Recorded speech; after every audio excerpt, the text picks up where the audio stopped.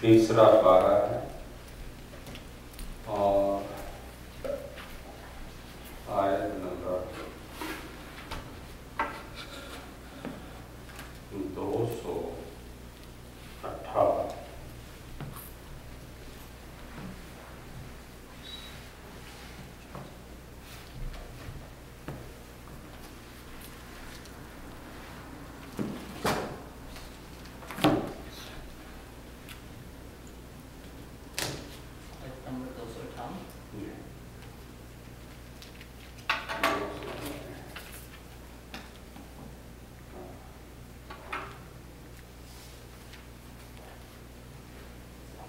آیت الکرسی دے دیں اس کے بعد والی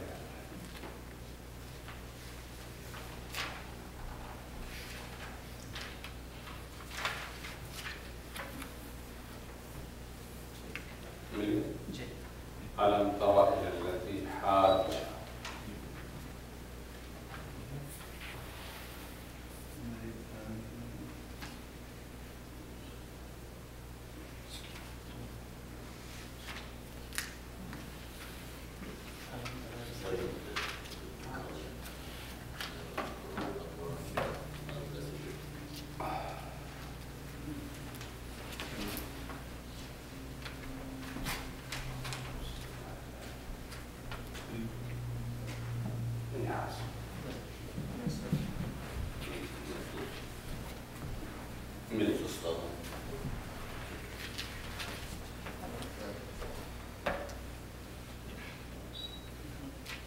نحمده ونصلي على رسوله الكريم أما بعد فأعوذ بالله من الشيطان الرجيم بسم الله الرحمن الرحيم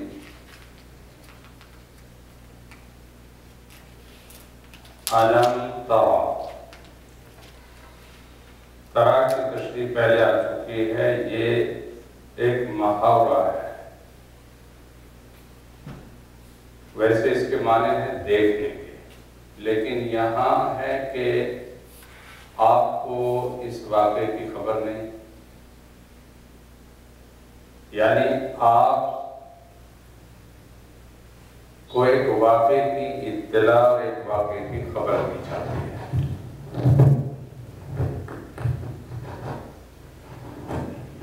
جو واقعہ نہایت ہی اہم ہے، چونکہ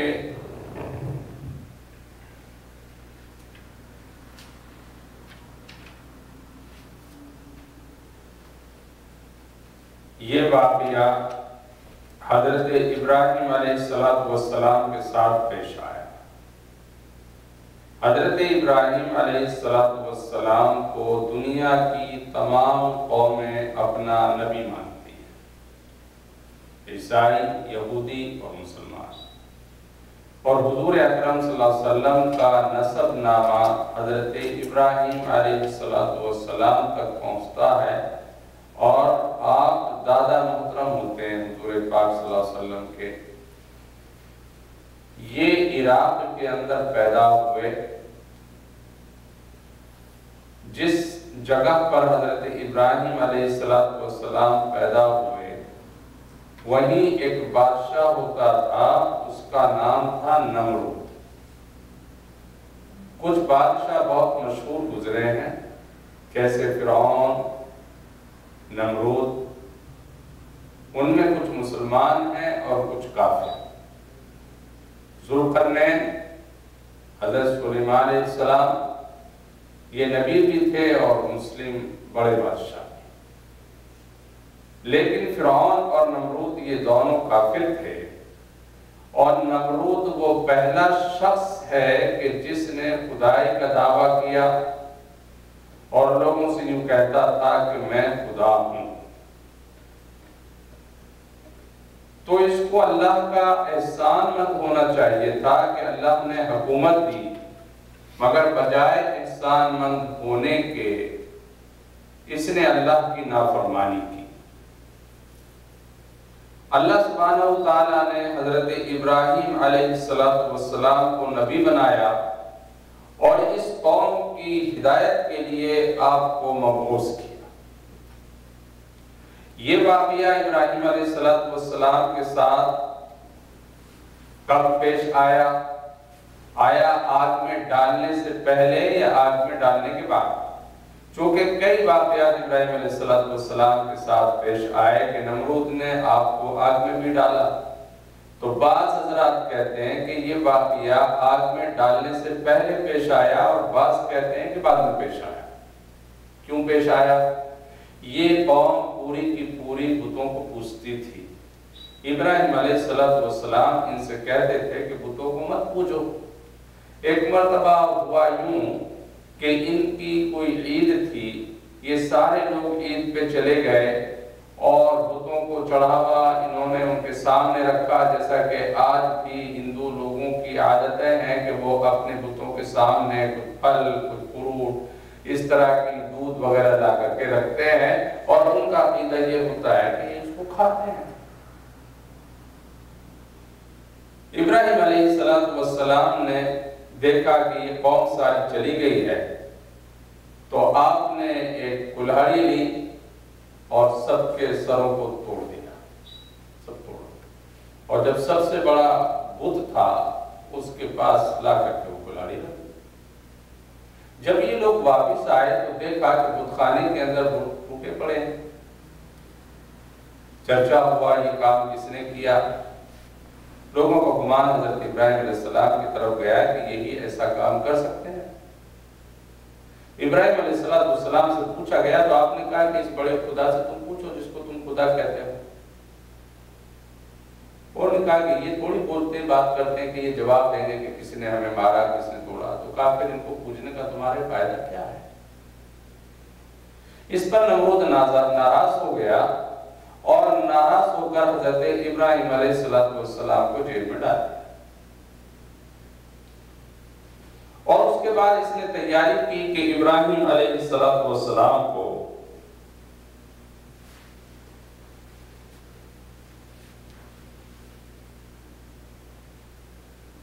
اس بات کی تیاری کی کہ ابراہیم علیہ السلام کو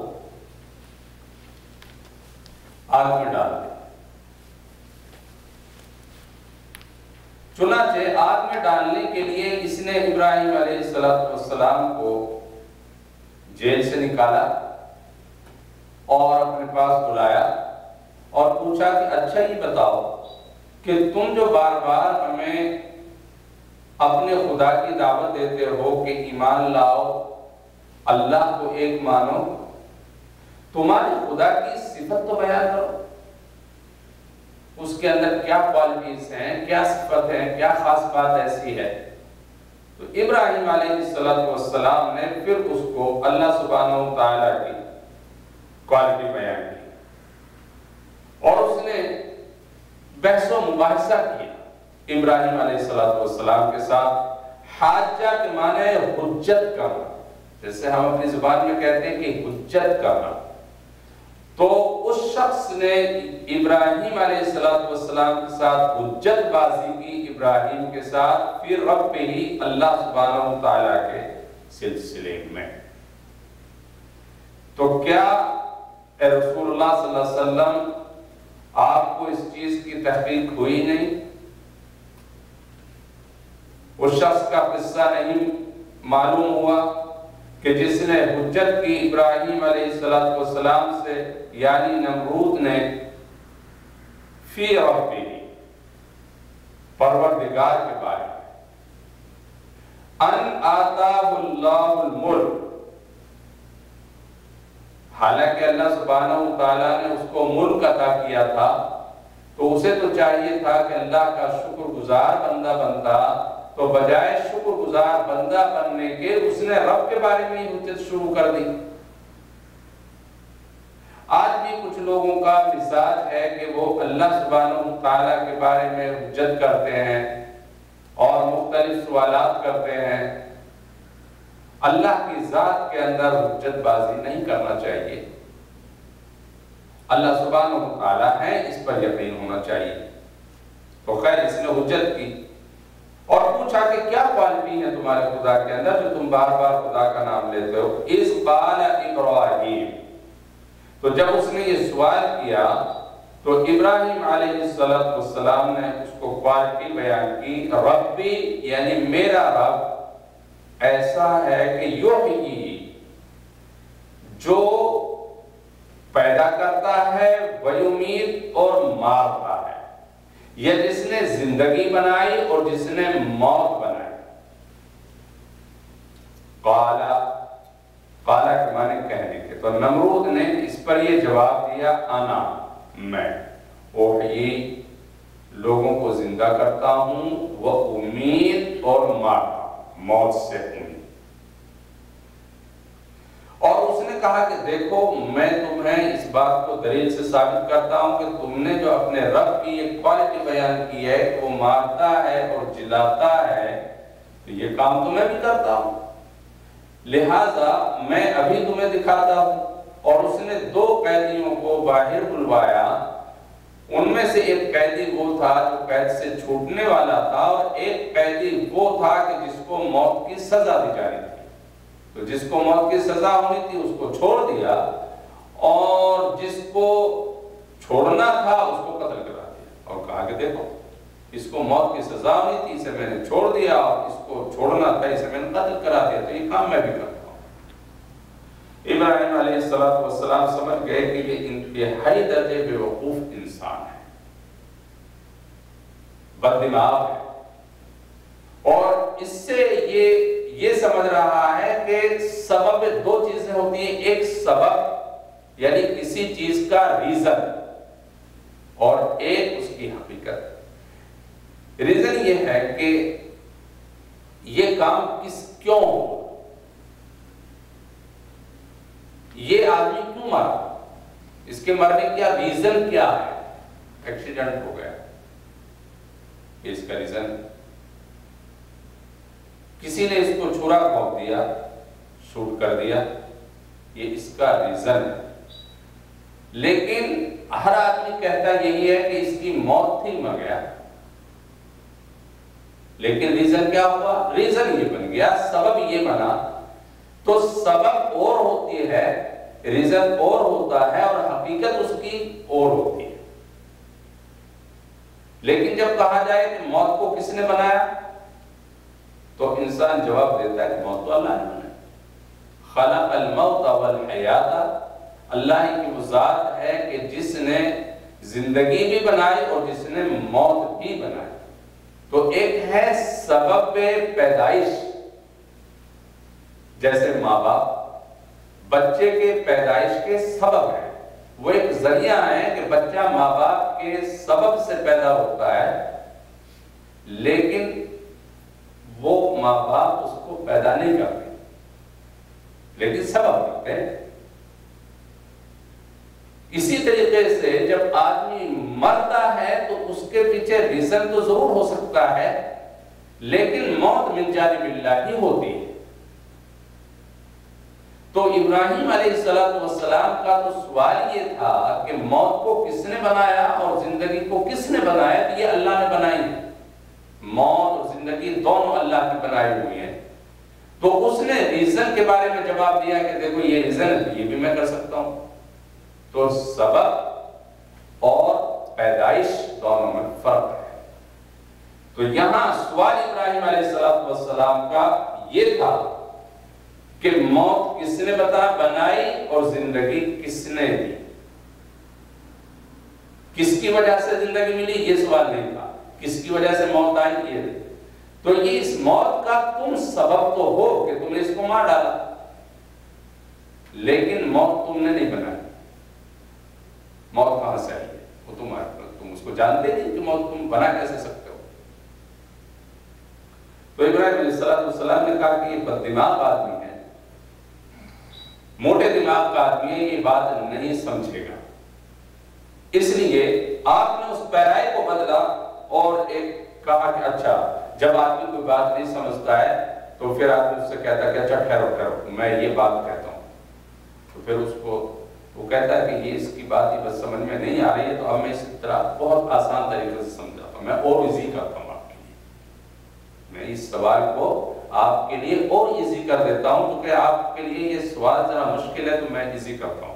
ابراہیم علیہ السلام نے اس سوال کو ایک بہت ایزی کر دیا اور کہا کہ اچھا، قال ابراہیم علیہ السلام نے کہا کہ ان اللہ یاتی کے معنی لانے کے، اور شمس کے معنی سورج کے، اور مشرق کے معنی مشرق کے، اور پھر فاتح کے معنی لانے کے، اور مغرب کے معنی مغرب کے۔ تو یہ بالکل آسان ورڈ ہے جو بالکل سمجھ میں آ رہا ہے۔ ابراہیم علیہ السلام نے کہا کہ فَإِنَّ اللَّهَ بے شک اللہ تعالی یاتی لاتا ہے، یعنی نکالتا ہے، بالشمس سورج کو، من المشرق مشرق سے، فَأَتِي بِهَا من المغرب اور چھپاتا ہے اس کو مغرب کے اندر، یعنی مشرق سے نکال کے مغرب کی طرف اللہ سبحانہ وتعالی لے جاتے ہیں۔ تم صبح بھی دیکھتے ہو اور شام میں بھی دیکھتے ہو کہ سورج مشرق سے نکل رہا ہے اور مغرب کی طرف جا رہا ہے۔ یہ اتنی موٹی مثال ہے کہ جس کو ہر آدمی سمجھ سکتا ہے، بالکل ایزی سوال تمہارے سامنے کر دیا۔ کہا ہاں یہ ہر آدمی دیکھتا ہے۔ اچھا، تو اب تمہارے فَأْتِ بِهَا مِنَ الْمَغْرِبِ، یعنی اللہ سبحانہ وتعالیٰ تو وہ ہے کہ یاتی بالشمس من المشرق، سورج کو مشرق سے نکالتا ہے۔ ترجمہ ذرا غلط ہوا پہلے، لیکن اس کا ترجمہ کہ اللہ کی ذات وہ ہے کہ جو سورج کو نکالتے ہیں مشرق سے اور چھپاتے ہیں مغرب کے اندر۔ تم اس کے الٹا کر کے دکھاؤ، فَأْتِ بِهَا مِنَ الْمَغْرِبِ، تم سورج کو مغرب کی طرف سے نکالو۔ اگر تم اپنے آپ کو یہ کہتے ہو کہ میں رب ہوں، میں اللہ ہوں، تو اللہ تو سورج کو مشرق سے نکالتے ہیں، تم مغرب سے نکال کر کے دکھاؤ۔ اس نے ابراہیم علیہ السلام سے دوبارہ یہ سوال نہیں کیا اور یہ نہیں کہا کہ مشرق سے تو میں نکالتا ہوں، حالانکہ یہ کہہ سکتا تھا، یہ بات یہ کہہ سکتا تھا کہ مشرق سے تو سورج میں نکالتا ہوں، تم مغرب سے نکال کے دکھاؤ اگر تمہارا رب ہے۔ اس لیے کہ وہ یہ بات جانتا تھا کہ یہ ابراہیم علیہ السلام بالکل سچے ہیں، اور انہوں نے اگر اپنے رب سے دعا کر دی تو سورج مشرق سے کے بجائے مغرب سے نکل پڑے گا، اور پھر یہ ساری قوم جس کو میں نے بیوقوف اور گمراہ کیا ہوا ہے یہ میرے خلاف ہو جائے گی۔ اس لیے اس نے یہ بات نہیں کہی۔ فَبُهِتَ الَّذِي كَفَرَ، وہ متحیر ہو گیا، یعنی بیوقوفی کی طرح کا بکا رہ گیا، اس سے کوئی جواب نہ بن پڑا۔ وَاللَّهُ لَا يَهْدِي الْقَوْمَ الظَّالِمِينَ، اللہ سبحانہ وتعالی ارشاد فرماتے ہیں کہ ایسے ظالم لوگوں کو ہدایت نہیں دیتے۔ یعنی دوا تو اس کو فائدہ دیتی ہے جو اس کو استعمال کرے، اور جو دوا کو بجائے استعمال کرنے کے دوائی کی برائی بیان کرے۔ تو ڈاکٹر کو کیا ضرورت پڑی ہے اسے دوائی دے؟ ڈاکٹر کو بار بار یہ بھی کہے کہ ڈاکٹروں کو کچھ آتا نہیں، ڈاکٹر سارے کے سارے بیوقوف ہیں، تو ڈاکٹر کہے کہ ٹھیک ہے اگر ہم بیوقوف ہیں تو چاہتا ہوں میں، ہمیں دوائی دینے کی مجھے ضرورت کیا ہے؟ تو یہ ظالم لوگ جب اللہ کو مانتے ہی نہیں، انکار کرتے ہیں، تو اللہ کو بھی کیا ضرورت ان کے لیے پڑی ہے کہ ان کو زبردستی ہدایت دے کہ تم یہ لے جاؤ، تم یہ لے جاؤ۔ أَوْ كَالَّذِي مَرَّ عَلَىٰ قَرْيَةٍ وَهِيَ خَاوِيَةٌ، ایک دوسرا واقعہ پھر آگے سنا رہے ہیں۔ یہ سارے واقعات اللہ سبحانہ وتعالی اس لیے سناتے ہیں کہ تاکہ انسانوں کو اس بات کا یقین ہو جائے کہ مرنے کے بعد تمہیں زندہ اللہ تعالیٰ کریں گے اور تم سے حساب کتاب لیا جائے گا۔ اس لیے کہ ان میں اکثریت ایسے لوگوں کی جو کہتے ہیں کہ مرنے کے بعد تو کس کو زندہ ہونا، بس جو کچھ ہے یہی پر ہے۔ یہ واقعہ دراصل بیت المقدس کا ہے کہ کسی اور بستی کا، لیکن اکثر لوگوں کی رائے ہے کہ بیت المقدس جہاں اس وقت میں مسجد اقصی ہے۔ پرانے زمانے سے یہاں پر بنی اسرائیل آباد تھے، ایک زمانے تک ان کی سلطنت بھی رہی بیت المقدس میں، حضرت سلیمان علیہ السلام، حضرت داؤد علیہ السلام اور دوسرے لوگ۔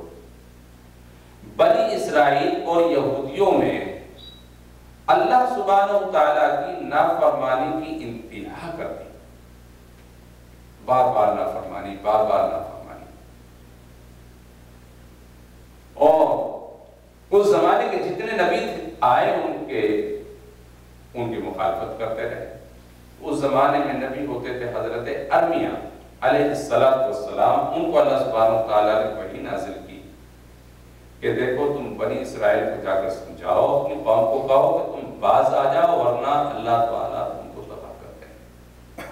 حضرت ارمیہ نے کہا کہ اللہ سبحانہ وتعالیٰ مہربانی کا معاملہ فرمائے، ان کو معاف کر دیں، سزا ہے، ٹھیک ہے۔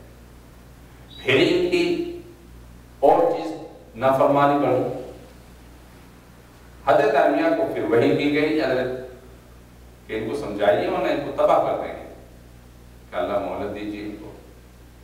اور جو زمانے کا بادشاہ تھا وہ بھی بڑا نیک تھا، اس زمانے میں حضرت ارمیہ نے ان سے جا کر کے ملاقات کی اور کہا کہ دیکھو اللہ کی وحی بار بار آ رہی ہے اور ہماری قوم نافرمانیوں سے باز نہیں آ رہی ہے، اس کو سمجھاؤ۔ چنانچہ بادشاہ نے بھی سمجھایا تھا، لیکن یہ کسی کی ماننے کو تیار نہیں ہوئے اور بار بار اللہ کی نافرمانی کرتے رہے۔ تو ایک مرتبہ حضرت ارمیہ سے اللہ تعالیٰ نے وعدہ کر لیا کہ جب تک کہ تم ان کے لیے بد دعا نہیں کرو گے اس وقت تک ان کو ہم تباہ نہیں کریں۔ لیکن ان کی نافرمانی مسلسل بڑھتی گئی۔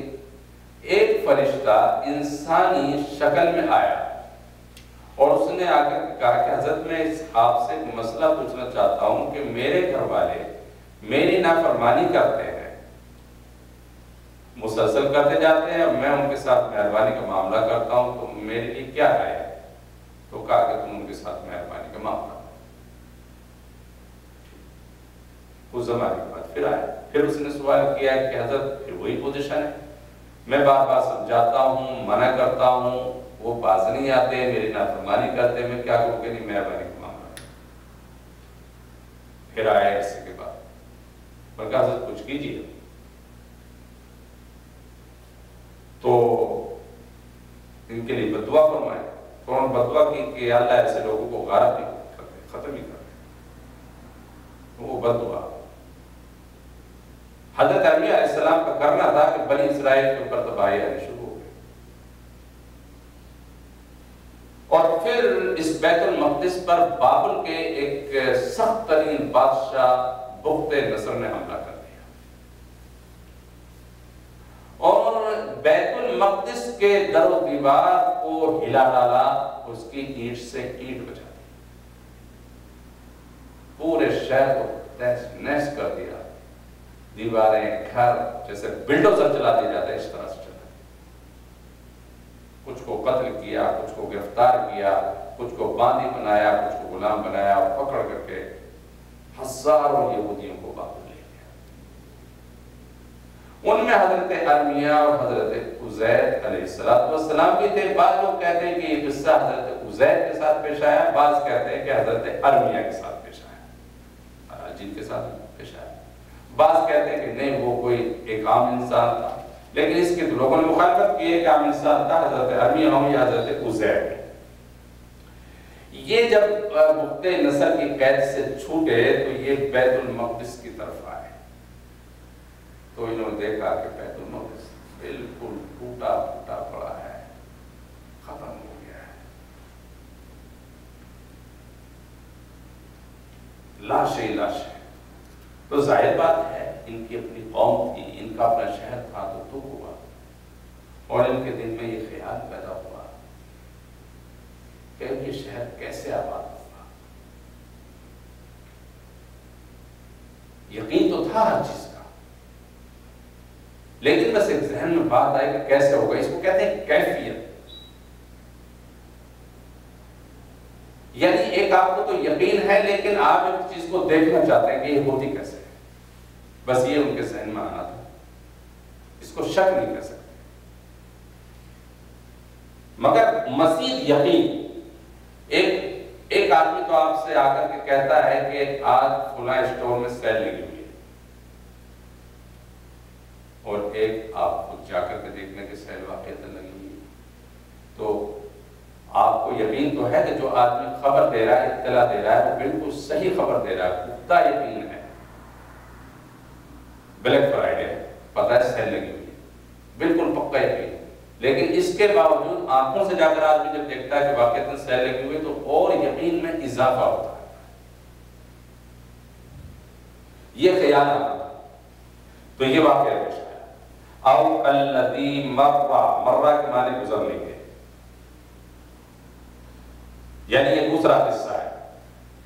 علی قریۃ، کہ وہ ایک بستی پر ایک شخص کا گزر ہوا ہے، وہ کوئی بھی ہو، وَهِيَ خَاوِيَةٌ عَلَىٰ عُرُوشِهَا، اور وہ بستی ایسی حالت میں تھی کہ اس مکان اپنی چھتیں اس کی مکان کی گر گئی تھی، تہس نہس ہو گیا تھا۔ تو کہنے لگے أَنَّ يُحْيِي هَٰذِهِ اللَّهُ بَعْدَ مَوْتِهَا، کہ اللہ تعالیٰ اس بستی کے مردوں کو اس کے مرنے کے بعد کس طرح سے دوبارہ زندہ کریں گے، یعنی لوگ مرے پڑے ہیں، کہ یہ دوبارہ زندہ ہوں، کیفیت یعنی کس طریقے سے ہوگا، ایک ہے ہوگا یا نہیں ہوگا، ایک ہے کس طریقے سے ہوگا، کیفیت۔ تو اللہ سبحانہ وتعالیٰ نے اپنی قدرت دکھانی تھی، اور جو لوگوں کا عقیدہ تھا اس کو مضبوط بنانے کے لیے یہ واقعہ پیش آیا، تاکہ یہود اچھے طریقے سے یقین کر لیں کہ موت کے بعد زندگی ہے۔ فَأَمَاتَهُ اللَّهُ مِئَةَ عَامٍ، تو اللہ سبحانہ وتعالیٰ نے ان کے اوپر موت طاری کر دی، یعنی ان کو مار دیا، اور 100 سال تک وہ مردہ حالت میں رہے، 100 سال۔ ثُمَّ بَعَثَ، پھر ان کو زندہ کیا، اور پھر سوال کیا کم لبثت، پوچھا کہ کتنی مدت اس حالت میں تم رہے ہو۔ تو جیسے آدمی نیند سے بیدار ہوتا ہے تو وہ یہی سمجھتا ہے کہ میں نیند سے بیدار ہوں، انہوں نے یہی سمجھا میں نیند سے بیدار رہا ہوں۔ تو جس وقت میں وہ وہاں سے گزر رہے تھے وہ صبح اشراق یا چاشت کا وقت تھا، اور جب زندہ ہوئے تو عصر کا وقت تھا، یعنی سورج غروب ہو رہا تھا۔ تو کہنے لگے قال لبثت یوما او بعض یوم، کہ یا تو ایسا ہو سکتا ہے کہ میں ایک دن یا ایک دن کا کچھ حصہ، بس اتنا ہی ہو سکتا ہے، اور کیا ہوگا؟ تو اللہ تعالیٰ نے فرمایا کہ نہیں، بل لبثت مئۃ عام، تم پورے 100 سال تک مردہ رہے ہو، اس حالت میں رہے ہو۔ اور اس کے بعد اللہ تعالیٰ نے فرمایا کہ فانظر الی طعامک، کہ جب یہ بستی سے گزر رہے تھے تو وہاں کچھ انگور، کچھ انجیر، کچھ انگور کا شربت وہ اپنے ساتھ میں لے لیا تھا، ٹوکری میں بھر کر کے، راستے میں کام آئے گا۔ تو وہ دیکھا کہ انجیر جیسے تھے ویسے ہی موجود ہے، شربت جیسا تھا ویسا کہ ویسے ہی موجود ہے، کوئی چیز اس کے اندر سے خراب نہیں ہے، چونکہ تم موجود ہے۔ وَشَرَابِکَ، پینے کی بھی چیز محفوظ ہے، لَمْ يَتَسَنَّ، کوئی کسی قسم کا تغیر اور تبدل ان چیزوں کے اندر نہیں آیا 100 سال کے بعد۔ اور اس کے بعد اللہ نے فرمایا وَانظُرْ إِلَىٰ حِمَارِكَ، کہ جو آپ کی سواری گدھا جس پہ آپ سوار ہو کر آئے ذرا اسے بھی دیکھا ہے، تو دیکھا تو اس کی تو ہڈیاں پھری پڑی تھی، کوئی ادھر پکڑی پڑی، کوئی ادھر پڑی، کوئی پکڑی پڑی۔ اللہ سبحانہ وتعالیٰ نے حکم فرمایا کہ وہ ساری ہڈیاں اکٹھا ہوئیں اور وہ گدھا بنا، اس کو اللہ تعالیٰ نے زندہ کیا اور آنکھوں سے دیکھے انسان۔ اس کے بعد کہا کہ دیکھو کیفَ نُنشِزُهَا ثُمَّ نَكْسُوهَا لَحْمًا، کہ کس طرح سے اللہ تبارک و تعالیٰ نے اس کے اوپر گوشت چڑھایا، اور کس طرح سے اس کو دوبارہ سے پیدا کیے تمہارے نظروں کے سامنے، اس کے ہڈیوں کی طرف نظر کرو کہ ہم ان کو کس طرح سے ترکیب دیے دیتے ہیں، اور پھر ان پر کس طرح سے گوشت چڑھاتے ہیں، تمہارے سامنے سارا منظر ہو رہا ہے۔ دیکھا تو بس کیفیت سمجھ میں آ گئی کہ اس طرح سے اللہ تعالیٰ کریں گے۔ اس کے بعد وہ اپنے گدھے پر سوار ہوئے اور بیت المقدس کی طرف آئے تو دیکھا تو وہ تو ایک روشن شہر ہے، چونکہ اس کے کچھ عرصے کے بعد بابل کے بادشاہ نے ان کو رہائی دے دی اور یہ آ گئے، اور پھر اللہ سبحانہ وتعالیٰ نے کسی بادشاہ کے ذہن میں بات ڈالی کہ تم بیت المقدس کو دوبارہ تعمیر کرو، اور اس بادشاہ نے پورا بیت المقدس کو دوبارہ تعمیر کر دیا اور پھر واپس بنی اسرائیل اس میں آ کر کے آباد ہو گئے. 100 سال کے سب بچے جوان ہو، جو بچے تھے وہ بوڑھے ہو چکے تھے. پورا شہر کا نقشہ ہی بدلا ہوا تھا. پھر کسی طرح سے پہچان کر کے حضرت ارمیہ علیہ السلام اپنے مکان پر پہنچے تو وہاں دیکھا ایک بوڑھی عورت ہے، اندھی. اس سے پوچھا کہ یہ مکان کس کا ہے؟ کہا یہ مکان حضرت عزیر کا ہے. حضرت ارمیہ کا. کہا آپ کون ہیں؟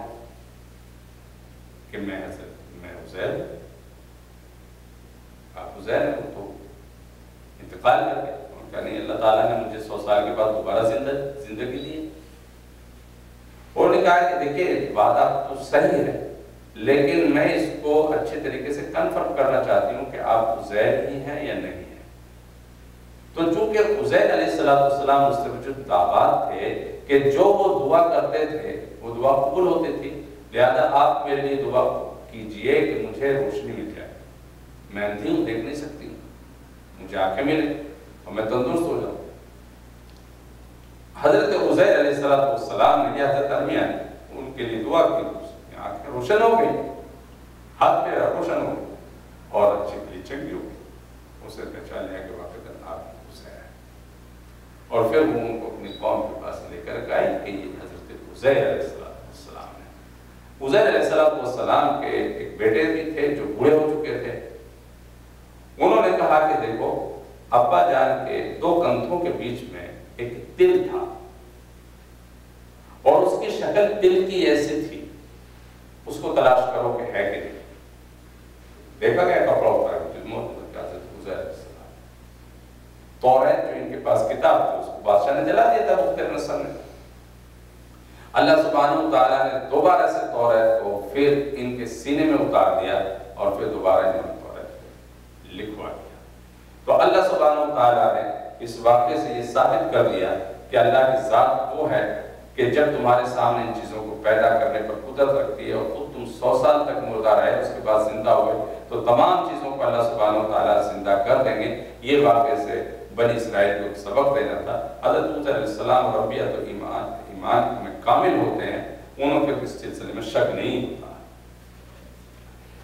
فلما تبین لہ، پھر جب یہ سب کیفیت اس شخص کو واضح ہو گئی تو کہہ اٹھا اعلم ان اللہ علی کل شیء قدیر، میں اس بات پر یقین رکھتا ہوں کہ بے شک اللہ سبحانہ وتعالی ہر چیز پر پوری قدرت رکھتے ہیں. وَإِذْ قَالَ إِبْرَاهِيمُ رَبِّ أَرِنِي كَيْفَ تُحْيِي الْمَوْتَى. یہ دوبارہ پھر قصہ حضرت ابراہیم علیہ السلام کا آ گیا. پہلا قصہ حضرت ابراہیم کا تھا، یہ دوسرا بھی قصہ حضرت ابراہیم علیہ السلام کا ہے. حضرت ابراہیم علیہ السلام نے بھی اللہ سبحانہ وتعالی سے یہ سوال کر لیا. بعض کہتے ہیں کہ ابراہیم علیہ السلام ایک سمندر کے کنارے سے گزرے تو وہاں دیکھا کہ ایک گدھا مرا ہوا پڑا ہے اور جب پانی چڑھتا ہے تو سمندری جانور آتے ہیں اس گدھے کو کھاتے ہیں اور جب سمندر اتر جاتا ہے تو وہ اندر چلے جاتے ہیں تو پھر جنگل کے جانوروں کو کھاتے ہیں. تو سوال ہوا کہ اللہ سبحانہ وتعالی کو کیسے پیدا کریں گے، کیسے پیدا کریں؟ تو اللہ سبحانہ وتعالی نے پوچھا وَإِذْ قَالَ إِبْرَاهِيمُ رَبِّ أَرِنِي، جب پوچھا ابراہیم علیہ السلام نے اپنے رب سے ارینی، اے میرے رب میں دیکھنا چاہتا ہوں اپنی آنکھوں سے، کیف تحیی الموتى، آپ مردوں کو کیسے زندہ کرتے ہیں. جیسے کوئی ڈاکٹر سے جا کر کے کہنے لگے کہ آپ تو آپریشن بہت اچھا کرتے ہیں، بڑی تعریف سنی ہے، لیکن آج میں یہ دیکھنا چاہتا ہوں کہ آپ آپریشن کرتے کیسے ہیں، مجھے بھی ذرا اپنے روم میں آنے کی آپ اجازت دے دیجیے. حالانکہ اسے پورا یقین ہے کہ آپریشن ہے، سینکڑوں آپریشن یہ ڈاکٹر کر چکا ہے، لیکن اس کے بعد وہ یہ کہتا ہے کہ نہیں میں دیکھنا چاہتا ہوں کہ آپ آپریشن کس طرح سے کرتے ہیں. تو یہاں ایسا ہی سوال حضرت ابراہیم علیہ السلام نے کیا کہ اللہ تعالیٰ میں دیکھنا چاہتا ہوں کہ آپ کس طرح سے زندہ کرتے ہیں. قال، تو اللہ تعالیٰ نے پوچھا اولم تؤمن، کیا تمہیں اس بات پر یقین نہیں، ایمان نہیں ہے اس بات پر تمہارا کہ ہم زندہ کرتے ہیں. قال، ابراہیم علیہ السلام نے کہا کہ کیوں نہیں، بلا، میرا تو مکمل ایمان ہے کہ آپ پیدا کرتے ہیں. تو پھر وَلَٰكِنْ لِيَطْمَئِنَّ، اطمینان جسے کہتے ہیں، اور قلب لیطمئن قلبی، تو میں صرف اپنے قلبی اطمینان کے لیے ایسا کرنا چاہتا ہوں تاکہ میرے دل کو ایک مکمل اطمینان ہو جائے اور میں اپنی آنکھوں سے دیکھ لوں تو میرے اللہ تعالیٰ دل میں ایک زیادتی پیدا ہوگی، ایمان کی بڑھوتری ہوگی۔ یہاں پر ایک طویل بحث ہے کہ ایسا سوال ابراہیم علیہ السلام نے اپنے اللہ سے کیا، اور جب یہ آیت نازل ہوئی تو وہ لوگ کہا کہ کیا ابراہیم علیہ السلام کو شک تھا اللہ سبحانہ وتعالیٰ کے بارے میں؟ اس کے مختلف جواب علماء نے دیے ہیں۔ حضور اکرم صلی اللہ علیہ وسلم کی ایک حدیث ہے، آپ نے یہ ارشاد فرمایا کہ ابراہیم علیہ السلام سے زیادہ تو مجھے حق تھا کہ میں شک کرتا، مگر میں نے شک نہیں کیا، تو ابراہیم علیہ السلام کیسے شک کریں گے؟ ایک جواب کہ آیت سے یہ ثابت ہوتا ہے کہ انہیں شک تھا ہی نہیں، پھر اس طرح کا سوال کیوں کیا گیا؟ دوسروں کو سمجھانے کے لیے۔ تصوف کا ایک مسئلہ ہے، تھوڑا مشکل سا ہے، مگر میں اس کو آسان کرنے کی کوشش کروں گا۔ اہل تصوف، صوفیہ کرام، یہ جو مسائل پر بحث کرتے ہیں ان کی اپنی تحقیق ہوتی ہے اور قرآن و حدیث کے مطابق ہوتی ہے۔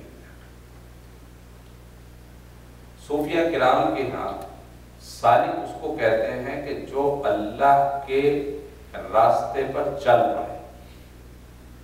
ایک تو ہوتا ہے کہ آدمی نماز پڑھ رہا ہے، روزہ رکھ رہا ہے، حج کر رہا ہے، زکوٰۃ کر رہا ہے، یہ سارے ارکان پورے کر رہا ہے، لیکن ایک آدمی کی خواہش یہ ہے کہ وہ اللہ کے نزدیک ہو جائے، اللہ کا دوست بن جائے۔ یہ تو فرائض تو ادا کر رہا ہے، لیکن ایک اس آدمی کی خواہش ہے کہ نہیں، میں اللہ کا دوست بننا چاہتا ہوں۔ جسے اللہ تعالیٰ فرماتے ہیں کہ آدمی جب نفلیں پڑھتا ہے تو اس سے میرے قریب ہو جاتا ہے، اور جیسے جیسے میرے قریب ہوتا ہے میری قربت اتنی بڑھتی ہے کہ میں اس کا آنکھ بن جاتا ہوں، میں اس کے کان بن جاتا ہوں، میں اس کی زبان بن جاتا ہوں۔ کیا مطلب؟ یعنی اس کی زبان پر حق ہی بولتا ہے، اس کی آنکھیں سچی دیکھتی ہیں، یعنی میں اس کا معین اور مددگار بن جاتا ہوں۔ وَهُوَ مَعَكُمْ، اللہ فرماتے ہیں کہ میں تمہارے ساتھ ہوتا ہوں۔ تو ساتھ تو سب کے اللہ تعالیٰ ہیں، لیکن اس کا احساس کم لوگوں کو ہوتا ہے کہ اللہ تعالیٰ ہمارے ساتھ ہے۔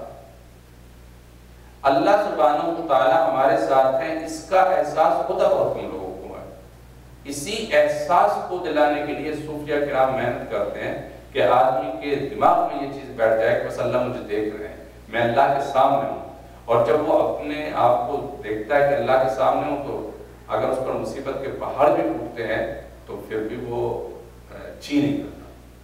حضرت بلال حبشی رضی اللہ تعالیٰ پر کتنے ستموں کے پہاڑ ٹوٹے ہیں اس کا اندازہ آپ نہیں کر سکتے، لیکن زبان سے پھر بھی آہ کے بجائے آہد ممکن کر لی۔ ایک شخص کا واقعہ لکھا ہے کہ وہ کسی ایک عورت پر عاشق تھا، اسے پکڑ لیا گیا تو اس پر کوڑے لگائے جا رہے تھے، تو جب اس کے کوڑا لگتا تھا وہ مسکراتا تھا، دوسرا لگتا تھا مسکراتا تھا، ایسے 99 کوڑے لگے اور مسکراتا رہا، لیکن جب 100 کا کوڑا جلاد نے مارا تو زبان سے آہ نکلی۔ تو جلاد نے سوال کیا، اللہ کے بندے 99 کوڑوں مارے گئے تھے، کوڑے مارے گئے اور تیری زبان سے جنبش نہیں نکلی، مسکراہٹ تھی، آخری کوڑے میں تجھے کیا ہو گیا؟ کیا آخری کوڑے میں تو رو پڑا؟ ہمت جواب دے گئی، کیا بچا؟ اس نے کہا ایک راز ہے، ظاہر کرو۔ کا ظاہر یہ دیتا ہوں کہ جب تم کوڑا مارنے کے لیے کھڑے ہوئے تھے تو جس کی وجہ سے مجھے پکڑا گیا تھا وہ اس کوٹھے پر بیٹھی ہوئی تھی اور وہ وہاں سے دیکھ رہی تھی۔ جب میرے کوڑا لگتا تھا وہاں سے دیکھتی تھی تو میں مسکراتا تھا کہ میرا محبوب سامنے بیٹھا ہوا مجھے دیکھ رہا ہے، اور میں نے زبان سے آہ اس لیے نہیں کی کہ کہیں وہ مجھے بزدلی کا تانا نہ دے دے کہ کتنا بڑا بس دل ہے کہ عشق کیا ہی کیوں تھا، محبت کی ہی کیوں تھی اگر کوڑوں پہ نہ تھا، لیکن جو یہ تو نے آخری کوڑا مارا وہ میرا محبوب اس وقت وہاں سے جا چکا تھا۔ تو اللہ سبحانہ و تعالیٰ کی اگر اللہ کے ساتھ یہ کیفیت انسان کی ہو جائے تو ساری پریشانیاں اس کی جاتی رہیں گی، وہ خوش ہوتا رہے گا کہ سامنے محبوب دیکھ رہا ہے، سامنے یہ وجاتی کہ حضرت بلال میں تکلیفوں کے پہاڑ توڑے جا رہے ہیں لیکن جنتوں کے نظارے سامنے دیکھ رہے ہیں، حوریں آتی ہوئی دیکھی جا رہے ہیں مگر ان پہ کوئی اثر نہیں ہوا ہے۔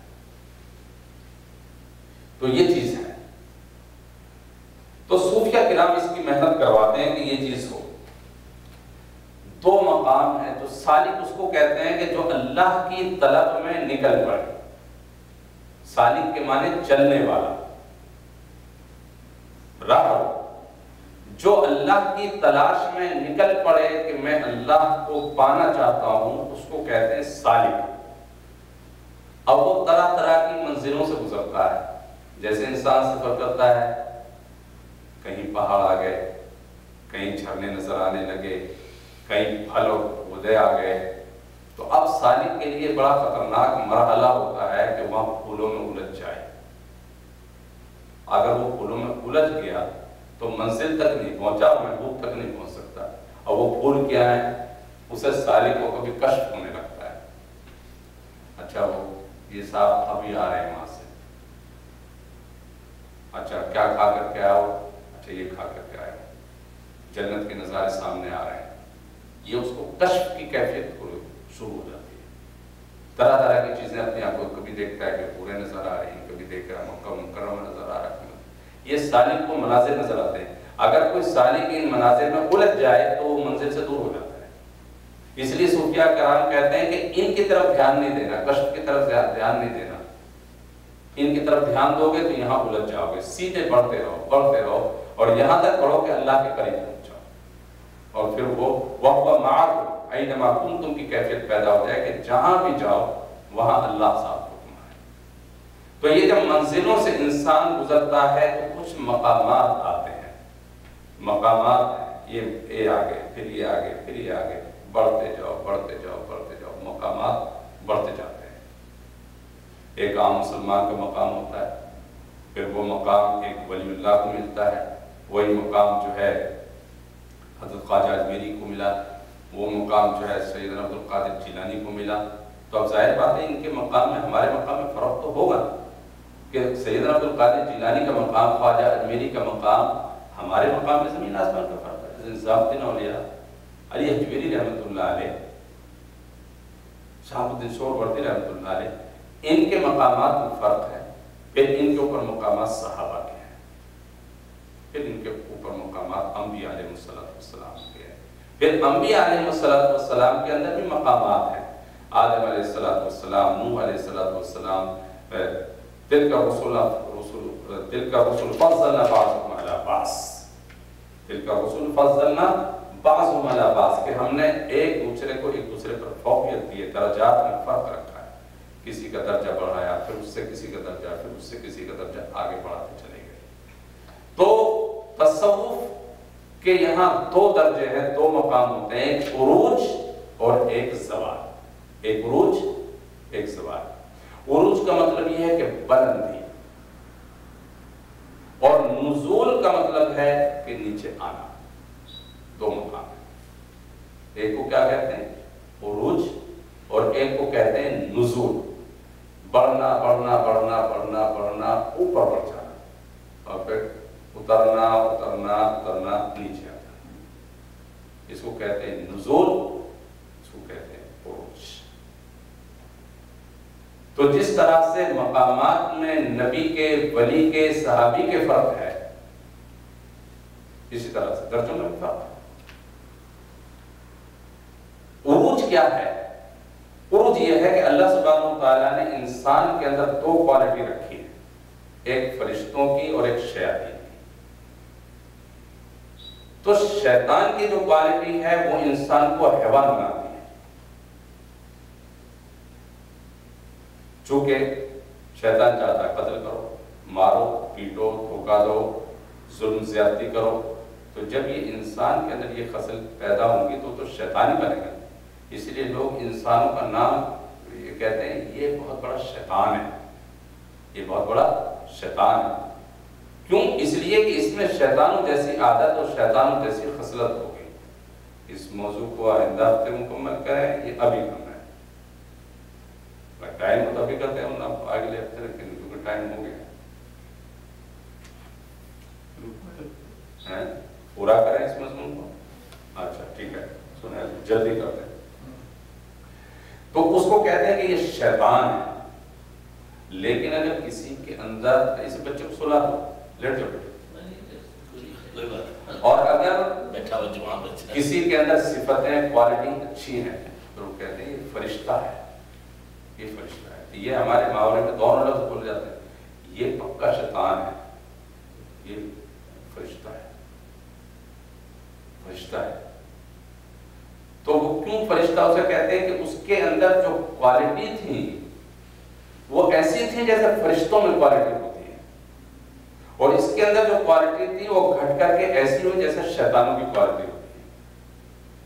تو جب انسان کے اندر فرشتوں کی کوالٹی آتی ہے تو اس کے مقامات، اس کے درجات کی بلندگی ہوتی چلی جاتی ہے، اور اس کو اللہ سبحانہ وتعالیٰ کا قرب نصیب ہوتا ہے، اور وہ عروج کرتے کرتے کرتے کرتے ایسے درجے پر ہوتا ہے، وہ پہنچ جاتا ہے کہ اس کے اندر وہ کوالٹیاں، وہ صفات پیدا ہو جاتی ہیں کہ جو فرشتوں میں ہوتی ہیں. اور فرشتوں کی کچھ صفات کی ہیں، وہ کھاتے نہیں، وہ پیتے نہیں، ان کو دنیا کی حاجت نہیں رہتی، ضرورت نہیں رہتی. تو ایک مقام اولیاء کرام پر جو سب پر نہیں، جن کو یہ عروج کا مقام حاصل ہوتا ہے، وہ اس مقام پر پہنچ جاتے ہیں کہ پھر وہ کھانے سے بالا تر ہو جاتے ہیں، پانی سے بالا تر ہو جاتے ہیں. مہینوں گزر گئے، کچھ ملا، کھا لیا. یہ جو آتا ہے کہ حضرت ثابت کلیری رحمۃ اللہ علیہ کے بارے میں کہ 12 سال تک کھانا نہیں کھایا تھا. کتنے سال تک؟ 12 سال تک. ان کے جو نانا تھے انہوں نے ڈیوٹی لگائی تھی کہ لنگر بانٹو لوگوں کو. صبح صاحب لنگر چلتا رہتا تھا، لیکن اگر ثابت کلیری رحمۃ اللہ علیہ نے نہیں کھایا، 12 سال تک نہیں کھایا. نانا کو پتہ چلا، پوچھا کہ بیٹے کیوں نہیں کھانا گیا؟ انہوں نے کہا آپ نے لنگر تقسیم کرنے کے لیے کھا تو مجھے تھوڑی اجازت دی تھی کہ تم بھی کھاؤ. 12 سال. ایسے کئی اولیاء کرام گزرے کہ ان کے اندر وہ صفات پیدا ہو جاتی ہیں، اور یہ عام بات ہے. تو شیطان کی بھی صفات پیدا ہو جاتی ہیں اور فرشتوں کی بھی صفات انسان کے اندر، لیکن شرط یہ ہے کہ وہ محنت کرے. کوئی آزمانا چاہتا تو آزمائے، کوئی آزمانا چاہتا تو وہ آزمائے، پھر وہ صفات اس کے اندر کوالٹی پیدا ہو جائیں گی. اور یہ نمونے ہیں لوگوں کے سامنے. پھر وہی صفات ہے. فرشتوں کی دوسری صفت کیا ہے؟ ایک سیکنڈ میں مکہ المکرمہ، اور دوسری سیکنڈ میں بیت المقدس، تیسری سیکنڈ میں اس کونے پر، چوتھی اس کونے پر. یہ صفت بھی ان لوگوں کے اندر پھر پیدا ہو جاتی ہے. وہ کوالٹی بھی پھر اندر پیر یہاں رکھا، دوسرا پیر کہیں دوسری جگہ رکھا. طیب الزمین کو پھر ان کے لیے سمیٹ دیا جاتا ہے، وہ کوالٹی پیدا ہوتا ہے. تو یہ چیزیں تو اولیاء کرام کے اندر پیدا ہو جاتی ہیں. حضرت سید عبد القادر جیلانی رحمۃ اللہ علیہ کا قصہ ہے کہ ایک مرتبہ وہ اپنے گھر سے باہر نکلے تو ایک مرید صاحب ہو گیا. تھوڑی دیر کے بعد وہ ایک جگہ پر پہنچے. خیر وہ ایک لمبا قصہ پیش آیا کہ انہوں نے وہاں پر کیا کیا. جب واپس آئے تو انہوں نے پوچھا کہ حضرت آپ آج کہاں گئے؟ تو کہا فلاں. تو وہاں ایک جنازہ تھا، اس کی نماز جنازہ، اور ایک آدمی کو کوئی اللہ تعالیٰ عہدہ سپرد کرنے والے تھے، اس کی تقریب تھی، وہاں پہنچا ہوا تھا. تو ایسے کئی قصے ہیں لوگوں کے، کئی قصے ہیں. آج یہاں کل وہاں. ہمارے یہاں ایک بزرگ ہوتے تھے، حافظ صاحب کے نام سے مشہور تھے. ہمارے گاؤں کے لوگ بتاتے ہیں بالکل قریب گاؤں تھا، سراوا اس کا نام. تو شہر میں لوگ پیدل گاڑی سے جاتے تو کافی دور پڑتا ہے، میرے خیال سے کچھ ہوگا 40-50 مائل کے دوری پر. تو حافظ صاحب سے لوگوں نے کہا کہ جی فلاں آدمی کی ہیرنگ ہے، آپ دعا فرمائے اس کے لیے، ہمارے ساتھ چلیں۔ تو انہوں نے کہا نہیں تم جو جاؤ۔ تو یہ تو اپنا گاڑی اور بیلوں سے جو کچھ آئے آنا تھا ان کو جو ہے، تو حافظ صاحب کو دیکھا تو وہاں کھڑے ہو گئے، تو یہ اللہ تعالیٰ نے ان کو پہنچا دیا، اس لیے کہ انہوں نے وہ چیز اللہ کی جانب سے حاصل کر لی کہ اللہ کے اوپر جو آدمی جان دیتا ہے اللہ تعالیٰ اس کی ایسی اکرام کرتا ہے۔ تو لوگ یہ بتاتے ہیں کہ وہ جج کے پاس پہنچے، نہ کوئی انگلش کا لفظ آتا ہے نہ کچھ آتا ہے، تو اس زمانے میں انگریزی جج ہوتے تھے، اور اس کی کرسی کے پاس کھڑے ہوئے اور جج کا ہاتھ پکڑا اور کہا کہ بری ہو، اور اس نے بری ہو، اور جج کو یہ ہمت نہیں ہو سکی کہ وہ یہ کہتے کہ آپ کون ہیں، کیونکہ قلم تو اللہ کے ہاتھ میں ہے، زبان تو اللہ کے ہاتھ میں، ساری چیزیں اللہ کے ہاتھ میں ہیں۔ تو یہ صفات اور یہ کوالٹیاں انسانوں کے اندر پیدا ہوتی ہیں، ان کو اولیاء کرام کہتے ہیں، وہ مقام عروج ہے ان کے لیے۔ اب جب وہ مقام عروج سے بعض لوگ پھر نیچے آتے ہیں، اس کو کہتے ہیں نزول، تو کچھ لوگ بس عروج پر ہی رہ جاتے ہیں، پھر وہ عروج سے آگے نہیں بڑھتے۔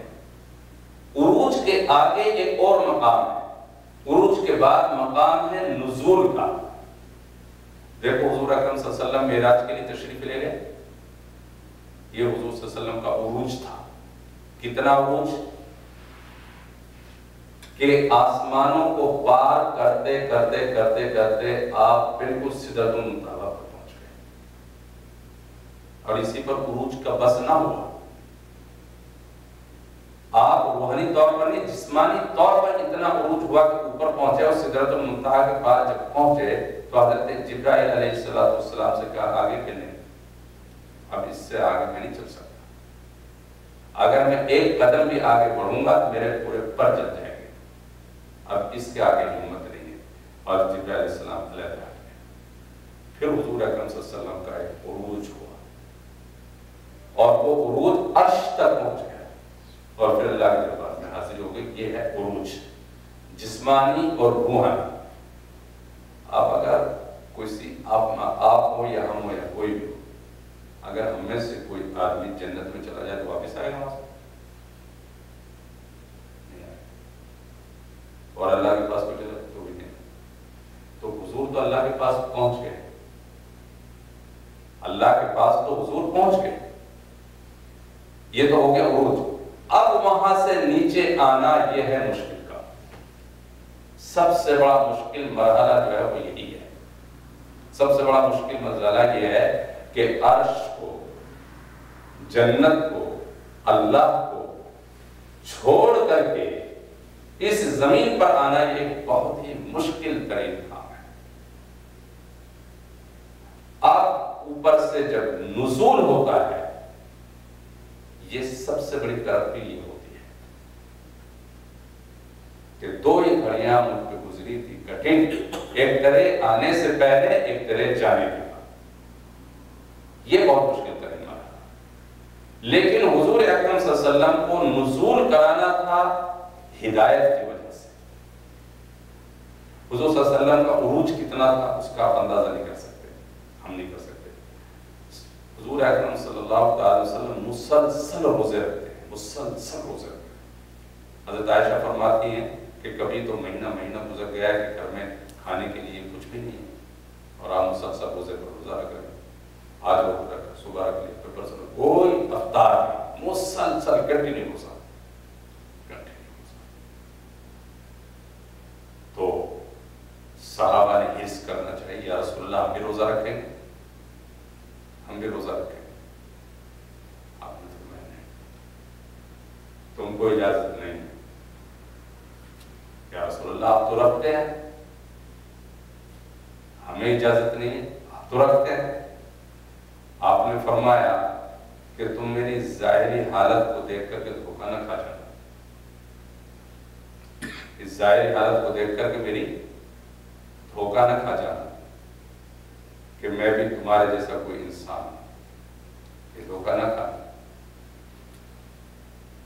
بلکہ میرا رب مجھے کھلاتا ہے، میرا رب مجھ کو پلاتا ہے۔ تمہاری وہ بھی کیفیت نہیں ہے۔ تو فرشتوں کو کون کھلا رہا ہے؟ ان کی غذا کیا ہے؟ ذکر ہے، اسی سے پیٹ بھر رہا ہے۔ کسی کی غذا کیڑے کھانا ہے، کسی کی غذا پانی ہے، کسی کی غذا مٹی ہے، تو کسی کی غذا ذکر ہے، کسی کی غذا صرف ہوا ہے، کسی کی غذا اللہ کی یاد ہے۔ تو فرمایا کہ میرے ظاہر کو دیکھ کر کے دھوکہ نہ کھا لینا، یہ جو تم میری حیثیت دیکھو، میرا رب مجھے کھلاتا ہے، میرا رب مجھے پلاتا ہے۔ یہ آپ کا ایک عروج ہے، یہ آپ کا عروج ہے کہ اس کوالٹی پر آپ پہنچیں۔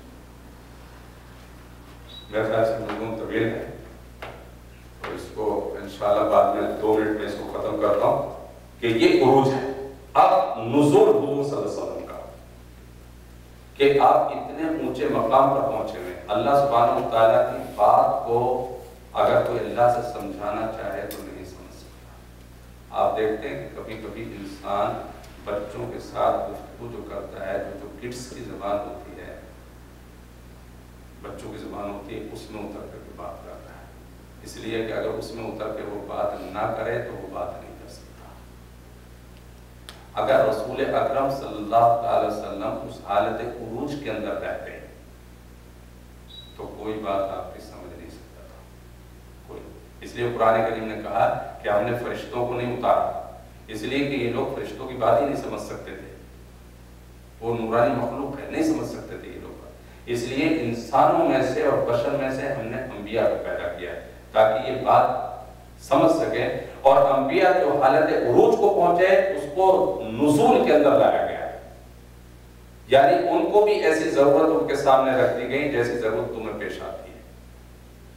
اس لیے حضور اکرم صلی اللہ علیہ وسلم زرہ پہنتے ہیں اپنے جسم کی حفاظت کرنے کے لیے، ایک زرہ نہیں بلکہ 2 زرہ پہنے ہیں۔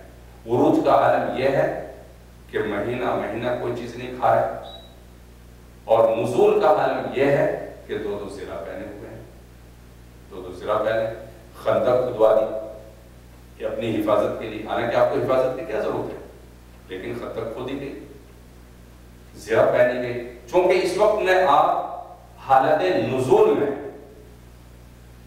اس وقت حالت نزول میں، اور وہ انسانوں کی ضروریات آپ کے پیچھے لگا دی گئی تاکہ انسان سمجھ سکے کہ یہ بھی جو ہے اس وقت تمہارے سامنے ہیں، ان کی اپنی ضروریات ہیں، یہ بھی اسی طرح سے اپنی ضروریات کو پورا کر رہے ہیں، لہذا تمہیں ان کی بات کو سمجھنے میں کوئی مشکل نہیں ہونا چاہیے۔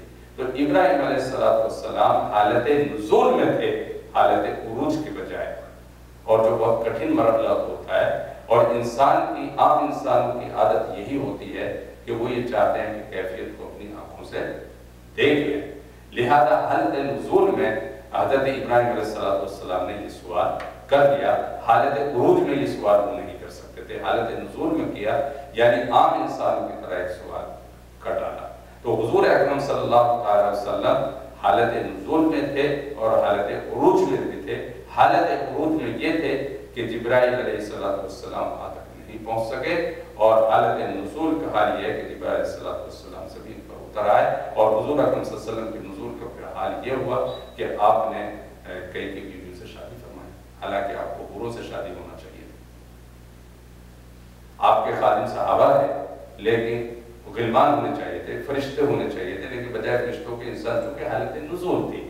حالت نزول کو اس لیے کیا تاکہ لوگ آسانی سے آپ کی بات کو سمجھ سکیں، ورنہ تو اگر آپ اس مقام پر ہوتے تو پھر وہ بات نہیں سمجھ سکتے تھے، چونکہ اگر میں آپ کے ساتھ ایک فرینکلی ہو جاؤں تو آپ میری بات کو آسانی کے ساتھ سمجھ سکتے ہیں، لیکن اگر میں آپ کے ساتھ فرینکلی بات نہ کروں تو آپ میری بات کو نہیں سمجھ سکتے۔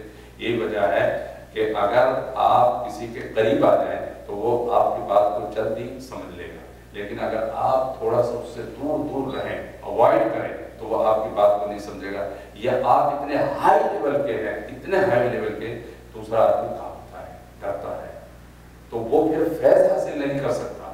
حضور اکرم صلی اللہ علیہ وسلم مسکراتے تھے، حضور صلی اللہ علیہ وسلم مسکراتے تھے، تو ایک انگریز نے اس پر اعتراض کیا کہ اتنے بڑے شخص وہ مسکراتے کیوں تھے، انہیں تو رعب سے رہنا چاہیے تھا۔ علماء نے اس کا جواب لکھا کہ حضور صلی اللہ علیہ وسلم پر عروج کی وجہ سے اتنا روک تھا ان کا کہ 1 مہینے کی مسافت تک جتنا آدمی سفر کر سکتا ہے پیدل، اتنی دور تک آپ کا روک تھا، اتنا روک تھا۔ یعنی ایک تو ایک مجلس میں بیٹھے ہوئے تو 50 لوگوں پر روک پڑا ہوا، سارے تھر تھر کام رہے۔ اور ایک یہ ہے کہ 1 مہینے کی دوری تک جتنے لوگ وہاں تک پہنچ سکتے ہیں ان سب پر روک پڑا ہوا ہے۔ تو اسی لیے جو لیڈران قوم ہوتے ہیں، پریزیڈنٹ ہوتے ہیں، وہ کبھی آ کے بچوں سے بات کر رہے ہیں، کبھی اس کو کان پکڑ لیا، کبھی اس کو چھیڑ دیا، کبھی اس کو کر دیا۔ کیوں کر رہے ہیں؟ تاکہ وہ اپنے آپ کو لوگوں میں یہ ثابت کریں کہ ہم فری ہیں، لہذا تم ہم سے کوشچن آنسر کرو اور پوچھو۔ رسول اللہ صلی اللہ علیہ وسلم چونکہ تبلیغ کے لیے تشریف لائے تھے، آپ کے ذمہ دعوت کا کام سپرد تھا، اگر آپ اسی حالت کے اندر رہتے تو لوگوں کے اوپر رعب اتنا پڑا ہوا تھا کہ وہ تو ڈرے رہتے تھے کہ حضور صلی اللہ علیہ وسلم سے سوال کیسے کریں، تلاش میں رہتے تھے کہ کوئی باہر کا آدمی آئے اور پھر اسے سوال کرے، مگر حضور صلی اللہ علیہ وسلم مسکراتے تھے تاکہ لوگ تھوڑا سا میرے ساتھ فری ہو جائیں۔ تو آپ نے لوگوں کو اپنے ساتھ میں ایسا فری کر لیا کہ ایک صحابی ہیں، ان کے ایک چھوٹے بیٹے تھے، ان کا نام تھا ابو عمیر، ان کے پاس میں ایک وہ چڑیا کا بچہ تھا، اس سے کھیلتے تھے، تو وہ مر گیا۔ تو آپ صلی اللہ علیہ وسلم جاتے تھے تو اسے چھیڑتے تھے کہ عمیر وہ کیا ہوا تمہارا پرندہ؟ ایک صحابی آئے، انہوں نے کہا یا رسول اللہ مجھے سواری کے لیے ایک اونٹ دے دیجیے۔ کیا؟ اچھا میں تمہیں اونٹ کا بچہ دوں گا۔ انہوں نے کہا یا رسول اللہ اونٹ کا بچہ میرے کیا کام آئے گا؟ تو آپ نے فرمایا کہ ہر اونٹ کسی کا بچہ ہی تو ہوتا ہے، تو تاکہ لوگ فری ہو جائیں، اس طرح کے چٹکلے اور جوک سنانے سے کہ لوگ فری ہو جائیں۔ ایک عورت آئی، ان کا یا رسول اللہ جنت کے لیے دعا کیجیے، کہ کوئی بوڑھی عورت جنت میں نہیں جائے گی۔ اور وہ کیوں روتے ہیں؟ آپ کہتے ہیں کہ جنت میں کوئی بوڑھی نہیں جائے گی، کہ اللہ کی بندی ہر عورت جو جائے گی وہ جوان ہوگی۔ ایک آدمی کو آپ نے کہا کہ او 2 کان والے، سب کی 2 کان ہوتے ہیں، ہمیں کہا 2 کان والے۔ آپ مزاق فرمائے، آپ نے مزاح کیا، مگر کبھی مزاح میں جھوٹ نہیں بولا، آپ نے سچی بات کی جھوٹ کی۔ ایک صحابی آئے، وہ کھانا کھجور کا ہے، آپ نے کہا کہ میاں آم دکھی ہوئی ہے اور تم کھجور کھا رہے ہو، کہا کہ دوسری طرف سے کھا رہا ہوں جو دکھی ہوئی نہیں۔ یہ اس طرح کا مزاح آپ نے اس لیے فرمایا تاکہ لوگ آپ کے ساتھ فری ہو جائیں، ورنہ آپ اگر مقام عروج کے اندر رہتے تو لوگ آپ سے فیض حاصل نہیں کر سکتے تھے۔ یہیں سے کئی لوگوں کو بڑی غلط فہمیاں بھی پیدا ہو گئی ہیں کہ حضور صلی اللہ علیہ وسلم بشر نہیں تھے، بشر تھے۔ حضور اکرم صلی اللہ علیہ وسلم بشر تھے، انسان تھے، لیکن عروج کی حالت کے اندر فرشتوں سے آگے بڑھتے تھے کہ فرشتے ان کی گرد کو بھی نہیں پہنچ سکتے۔ اور جب نزول کے اندر آئے تو لوگوں کو اپنے آپ کو اس لیے فری لوگوں کے ساتھ شادی بھی کر لی، بیویاں بھی لے آئے، غلام بھی رکھ لیے، تاکہ علم اور فیض جو ہے وہ عام ہو جائے۔ تو حضور صلی اللہ علیہ وسلم کا نزول کیونکہ بہت زیادہ بڑھا ہوا تھا، اس لیے آپ کا فیض بہت زیادہ لوگوں تک پہنچا، اس لیے قیامت تک حضور صلی اللہ علیہ وسلم کا فیض جو ہے وہ جاری رہے گا۔ تو یہ عالم نزول کے اندر ابراہیم علیہ السلام نے سوال کر لیا تھا، تو اللہ سبحانہ و تعالیٰ نے کہا کہ اب ایک کام کرو، میں تمہیں کیفیت دکھاتا ہوں کہ 4 پرندوں کو لے کر آؤ، ان کو اپنے پاس پالو، مانوس کرو، اور جب ان سے وہ مانوس ہو جائے تو ان کو ذبح کر دو اور ان کے گوشت سب کے آپس میں مکس کر دو، اور مکس کر کے ان کے ساتھ اپنے پاس رکھ لو، اور ان کا گوشت کچھ اس پہاڑی پر، کچھ اس پہاڑی پر، اس پہاڑی پر لے جا کر کے رکھ دو، اور اس کے بعد پھر ان کو آواز دو۔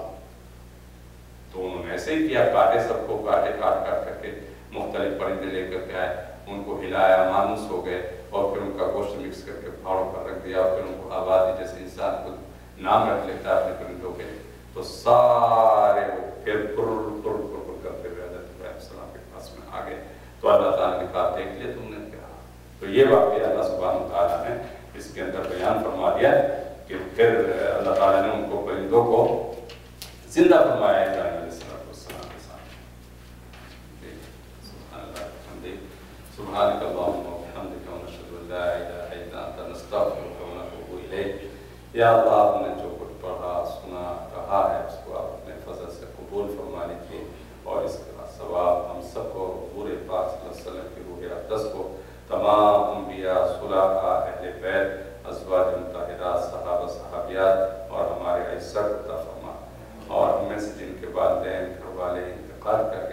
یا اللہ سب کو اس کا ثواب عطا فرما دیجیے اور ہماری تمام ضرورت